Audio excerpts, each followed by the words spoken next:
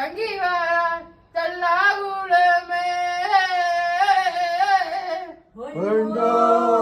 கோவிந்தா கோபாலா தங்க மீனானுக்கு சீர் கொடுத்து பாங்கல் என்று சொல்லி என் தலைமலை சொல்லி தாமோதரன் தங்கராக்காயி தள்ளி நின்று வழி அனுப்பு இன்று தங்க மீனாளுக்கு சீர் கொடுக்க அந்த தலைமலையை விட்டு ஓர் தங்க நிற தண்டுகளுக்குள்ளே நம்ம லாண்டர் சுவாமி தாமோதரன் பயணம் வைத்தார் தல்லாகுலமே